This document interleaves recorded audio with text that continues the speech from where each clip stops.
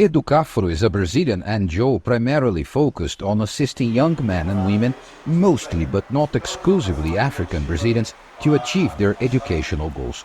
At this event, they are welcoming a group entering their scholarship program, aiming at creating opportunities for a group historically left at the margins of the country's society. Se a gente pensar que a escravidão acabou há muito pouco tempo, Slavery ended not so long ago. My great-grandmother was enslaved. After that, my grandmother worked as a domestic worker, and my mother works as a domestic worker. Now, it's my turn to work, and at this moment, we face a vast world where we have very few opportunities. This type of social work has helped thousands of individuals over the years, but there are growing calls for a broader approach to address what African Brazilians see as a historical debt to their community. The mission of Educafro, founded decades ago by a Franciscan priest, is to promote education for the poor and Afro-Brazilian population. It's also among organizations and individuals seeking historical reparation for damage caused by slavery and prejudice. Their current leader says they have already been successful in several lawsuits against companies and individuals accused of racial discrimination. But now they have gone to the courts demanding broad state recognition of the need to compensate the African Brazilian community.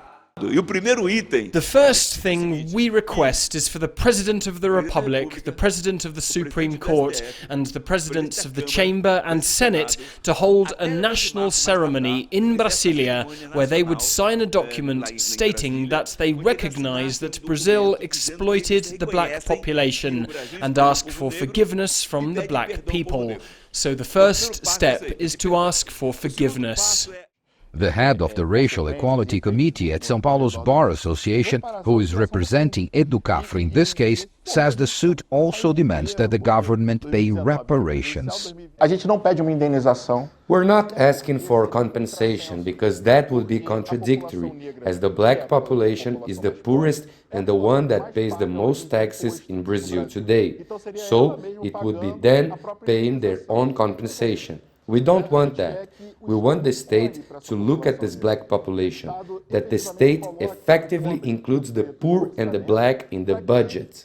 In November last year, Banco do Brasil launched a campaign to promote racial inclusion in the company and in the country. It included an apology for its role in Brazil's slave trade in the 19th century.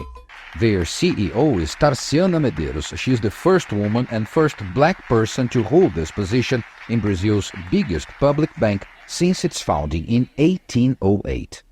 There are also initiatives in Parliament to put this recognition into law, like the bill introduced by Federal Deputy Érica Cocai.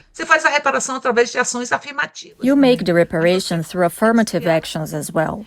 But we have to create a fund, and this fund can finance actions to repair the violation of rights. The hard fact is that surveys, research, and also social perceptions consistently show that Brazil's African Brazilian population have fewer opportunities than whites in most socio-economic indicators, like employment. The black community wants the causes for this to be understood, acknowledged, and compensated. Paulo Cabral, CGTN, São Paulo.